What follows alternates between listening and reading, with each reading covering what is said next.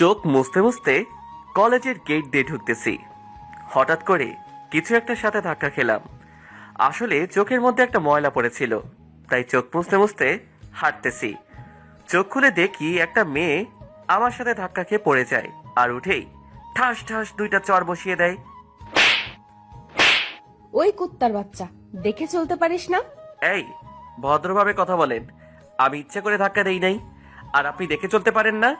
এই ছোট লোকের বাচ্চা, তোর সাহস তো কম না, আমার মুখে মুখে তর্ক করিস?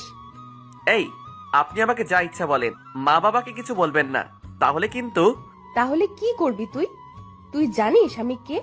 আমি চাইলে 1 সেকেন্ডের মধ্যে তোকে এই কলেজ থেকে বের করে দিতে পারি।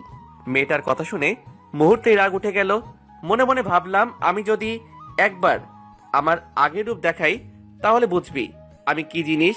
নিজেকে সান্ত্বনা দিলাম যে আমি এখানে লেখাপড়া করতে আসছি, কোনো ঝামেলায় পড়তে নয়। আমার চুপ করে থাকা দেখে মেয়েটা আরো কয়েকটা গালি আর কিছু হুমকি দিয়ে চলে গেল। চারপাশে কিছু স্টুডেন্ট দাঁড়িয়ে দাঁড়িয়ে তামাশা দেখতেছিল। একজন বলল, ভাই, নিজের পায়ে নিজেই কুড়াল দিয়েছো? মানে? মেয়েটাকে চেনো? না। কলেজে আজ নতুন মনে হয়। ট্রান্সফার নিয়ে আসছি, 3য় সেমিস্টার। ও আচ্ছা, সেই জন্যই তো।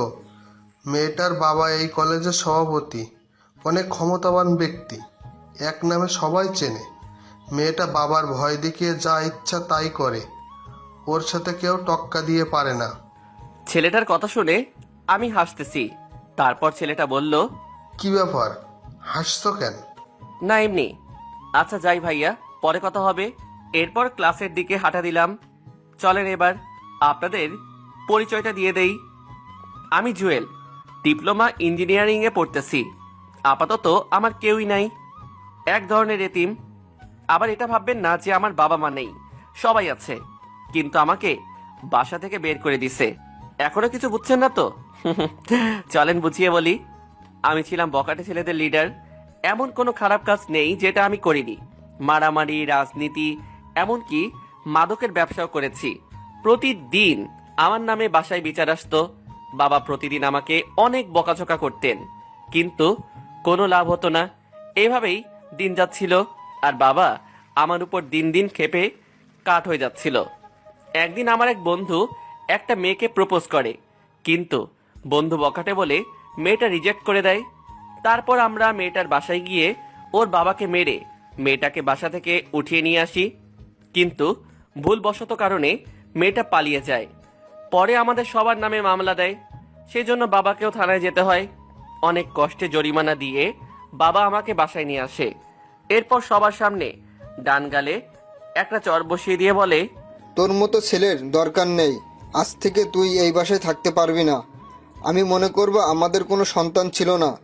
তোর মতো কুলাঙ্গারকে জন্ম দিয়েই আমি ভুল করেছি। বেরিয়ে যা এখন বাসা থেকে। যদি জীবনে কখনো ভালো হতে পারিস তখন আমার সামনে আসবি, আর না হলে আমি মরে গেলেও আসবি না। মা দাঁড়িয়ে দাঁড়িয়ে সবকিছু দেখতেছিল, কিছু বলার থাকলেও বলতে পারছে না, কারণ বাবার কথার উপর কথা বলার মতো সাহস আম্মুর আদৌ হয়ে ওঠেনি। বাবার কথাগুলো সহ্য করতে না পেরে বাসা থেকে বের হয়ে গেলাম। সেদিন ভেবেছিলাম বাসা থেকে বের হয়ে গেলে ভালো থাকতে পারবো, কিন্তু না। যখন বাইরে চলে আসলাম দেখলাম আমার পাশে কেউই নেই। আমার রাজনীতি, গুন্ডামি এলাকার বড় ভাই কেউই ছিল না। রাস্তার কুকুর পর্যন্ত আমাকে ঘৃণা চোখে দেখেছে। অনেক জনকে কল দিলাম, কেউই আমাকে সাহায্য করতে আসেনি। সেদিন রাতটা রাস্তার পাশে একটা ল্যাম্প পোস্টের নিচে কাটাই। আমি একা না, আমার পাশে কিছু কুকুরও ছিল। তখন বুঝলাম মাথার উপরে বাবার ছায়াটা কত গুরুত্বপূর্ণ।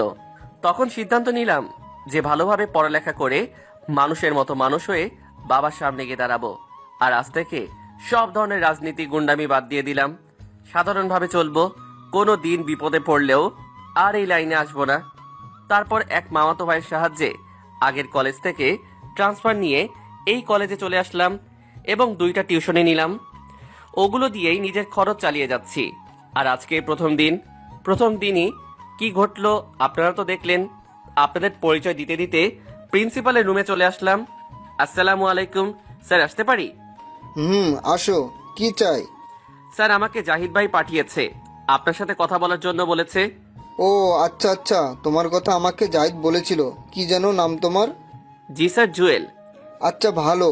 এখানে কোনো সমস্যা হলে তুমি সরাসরি আমাকে জানাবে, আর কোনো কিছুর দরকার হলেও বলবে। জি স্যার, অবশ্যই। ওকে, এবার ক্লাসে যাও। ক্লাসরুম চেনো? না স্যার, নতুন তো, তাই চিনতেছি না। সমস্যা নেই, 3 তলার শেষের রুম। আর আমি অন্যান্য স্যারদেরকে বলে দিব তোমার কথা। সবার সাথে পরিচয় হয়ে নিও। যাও, ভালো করে পড়ালেখা করো। ধন্যবাদ স্যার। আসসালামু আলাইকুম।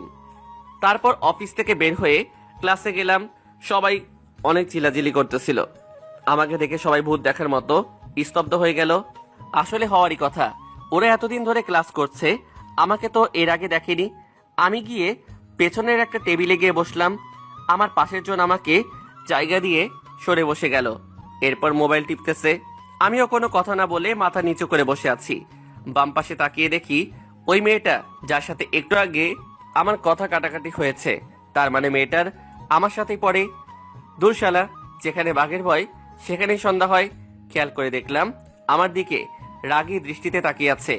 একটু পর স্যার আসলো, সবাই উঠে দাঁড়ালো। আমি উঠলাম। স্যার আমাকে উদ্দেশ্য করে বলল, এই তুমি জুয়েল? জি স্যার। আচ্ছা বসো। এই সবাই শোনো, ও তোমাদের নতুন বন্ধু। ট্রান্সফার নিয়ে এসেছে, আজ থেকে তোমাদের সাথে পড়ালেখা করবে। ক্লাস শেষে সবাই পরিচয় করে নিও। এখন বই নাও। এরপর ক্লাস শুরু হলো। মনোযোগ সহকারে ক্লাস করলাম। জীবনে প্রথম এত মনোযোগ দিয়ে ক্লাস করলাম। ভালোই লাগলো। ক্লাস শেষে আমার পাশে থাকাটা ছেলেটা একটা হাত বাড়িয়ে দিয়ে বলে, হাই, আমি হাকিম। হ্যালো, আমি জুয়েল। আগে কোথায় ছিলা? আগে ঠিকানা দিলাম। ও আচ্ছা, ভালো। একটা কথা বলতাম। হুম, বলো। ওই মেয়েটা, ঝগড়া হওয়া সেই মেয়েটাকে দেখিয়ে বললাম, আরে, ওর নাম তুন্নি। এই ক্যাম্পাসের সবচেয়ে জেদি মেয়ে। কত ছেলে যে চর খাইছে, ওর হাতে হিসাব নেই। ওর বাবার ক্ষমতা দেখিয়ে যে কোনো কাজ করে ফেলে, ভুলেও ওর কাছে যাবে না। আরে না, এমনি জিজ্ঞেস করলাম। আচ্ছা ঠিক আছে, থাকো, আমি চলে যাচ্ছি। আর ক্লাস করবে না? না, যে পার্কে বসে আছে তাড়াতাড়ি না গেলে সমস্যা। আচ্ছা ঠিক আছে, যাও। ওকে, পরে দেখা হবে। এরপর হাকিম চলে গেল। আমি একা একা বসে রইলাম। আরো একটা ক্লাস করলাম। বিরতির সময় আমি ব্যাগ গোছাচ্ছি, এমন সময় পেছন থেকে কেউ একজন হাত ধরে টান দিল। তাকিয়ে দেখি একটা মেয়ে। আমি ফারিয়া। জি, আমি জুয়েল। ফ্রেন্ড হতে পারি? আমি কিছুক্ষণ চুপ করে দাঁড়িয়ে রইলাম। আসলে জীবনে কোনো মেয়েই আমার ফ্রেন্ড হতে চায়নি। না হওয়ারই কথা। বকাটে ছেলেদের কোনো মেয়েই পছন্দ করে না, কিন্তু সুন্দর মেয়েগুলোর কপালে বেশিরভাগ বকাটে ছেলেই থাকে। আমার এইভাবে চুপ করে থাকা দেখে ফারিয়া বলল, ওই মিস্টার, জাস্ট ফ্রেন্ডশিপ করতে চেয়েছি, বিয়ে করতে নয়। এত চিন্তা করার কি আছে? না সরি, ওকে ফ্রেন্ড। আচ্ছা, আজ থেকে একজন অন্যজনকে তুই করে বলবো। আপনি বা তুমি, এগুলো আমার পছন্দ না। আচ্ছা ঠিক আছে। চল এখন কোথায়? ক্যান্টিনে, আমার বাকি ফ্রেন্ডদের সাথে তোর পরিচয় করিয়ে দিব। হুম, চলো। এরপর ক্যান্টিনে গেলাম। অনেক স্টুডেন্ট ওখানে বসে আছে। আমিও ফারিয়ার পিছু পিছু হাঁটতেছি। একটা টেবিলের পাশে গিয়ে ফারিয়া বলল, গাইজ, এ হলো জুয়েল, আমাদের নতুন ফ্রেন্ড। তারপর সবাই পরিচয় দিতে লাগলো। হাই, আমি সাদিয়া। হাই, আমি সানি। আমিও আমার পরিচয় দিলাম। সাদিয়া বলল, আমাদের ফ্রেন্ডসদের মধ্যে আপনি বা তুমি চলে না, শুধু তুই চলে। আমরাও তোকে তুই বলবো, তুইও আমাদের তুই বলবি। আচ্ছা ঠিক আছে। এবার বলো, কি খাবি? আপনারা যেটা খাবেন। ফারিয়া, ও মনে হয় আমাদের আপন করে নিতে পারেনি। এই, তুই করে বলার জন্য বলেছি না? আচ্ছা ঠিক আছে, তোরা যেটা খাবি সেটাই অর্ডার দে। আসলে ছেলে মেয়েগুলো যে এত মিশুক, এত ভালো মেন্টালিটির, ওদের সাথে না মিশলে হয়তো জানতাম না। একদিনেই এত আপন করে নিল আমাকে, ভাবতেই ভালো লাগছে। হঠাৎ করে দেখলাম সেই ফালতু মেয়েটা আমার দিকে আসছে, চোখ মুখ লাল হয়ে আছে। আমার কাছে এসে পাশ কেটে চলে গেল। অন্য একটা টেবিলে গিয়ে বসলো। আরো কতগুলো গুন্ডি মেয়ে ওর পাশে গিয়ে বসলো। কিছুক্ষণ ওরা নিজেরা নিজেরা কথা বলতে লাগলো। তারপর পুরো দল আমাদের কাছে আসলো। ওই কান ধর। কান ধরবে মানে? কি করছে ও? ও আমার ফ্রেন্ড ফাহিমাকে চোখ মেরেছে। আমি তো পুরো টাসকি খেয়ে গেলাম। তারপর বললাম, আপনার সমস্যা কি? শুরু থেকেই আমার পিছে লাগছেন। আমি তোর পিছে লাগছি?